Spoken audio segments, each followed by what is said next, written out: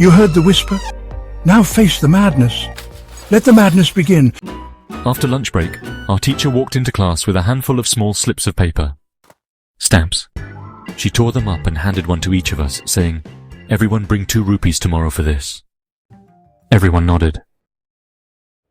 I wasn't even sure why I did that. I quietly placed the stamp between the pages of my notebook and left school with one thought racing in my mind. How will I tell Mom? We're out of mustard seeds. There's no money left in the kitchen tin. Why did I nod along with everyone else? Maybe tomorrow I could return the stamp to the teacher and say I didn't need it. But what if she scolds me? What if she mocks me in front of the whole class? I walked home, crossing the narrow paths after the fields, thinking all of this. When I reached home, I saw the papaya strings that Mum had left to dry on the porch. Dad had just come back from the fields, brushing dust off his hands. "Has Cannon come back?" he asked, and Mum took my school bag off my shoulder and placed it gently on the veranda ledge. "Should I make you some tea?" she asked, disappearing into the kitchen. I sat there quietly, a breeze from the fields brushing against my face, but inside, a quiet, burning ache. The tea Mom gave me had a little less sugar than usual. But I didn't ask her why. Last week the shopkeeper, Ramochetan, had told her, "Pay for this, and next time you can pick up more." If everyone acted like that, people like us would never survive. Somewhere, I heard a stifled giggle behind me. I didn't turn around to see who it was. I just ran home so that no one would see my tears. When I got there, Mum was still on the porch. She didn't ask about the empty bag, but something flickered in her eyes and vanished. I wiped my face and walked inside.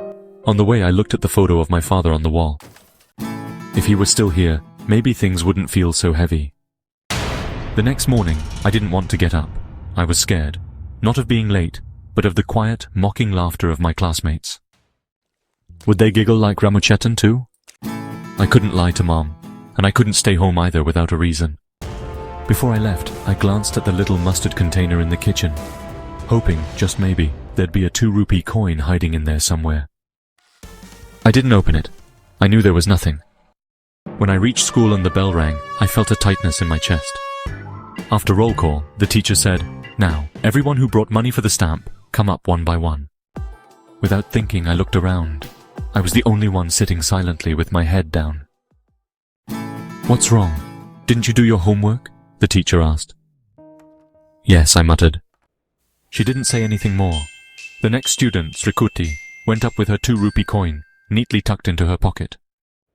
I stood up quietly when my name was called, but the teacher called the next name. I was confused. I hadn't told Mom anything. How did she know to send money? I rushed home after school. "Mom, did you go see Rajalakshmi teacher yesterday?" "No," she said. "I didn't go anywhere." "Are you sure? Why would I lie? What are you talking about?" "Nothing," I said. The next day, I couldn't hold back anymore. I went straight to the teacher. "Teacher, how did you get the money? I didn't tell Mom." She smiled, gently brushed the hair from my forehead and said, "Teachers are like mothers too, you know. Never run away from the shop again with tears in your eyes and an empty bag. If you ever need anything, just tell me." That day, the tears that fell weren't from shame. They were tears of hope. Because even in a world of mocking, suffocating laughter, there are people who know how to love. That teacher didn't just protect a 4th grader's pride. She became his mother. Don't just watch. Join the madness.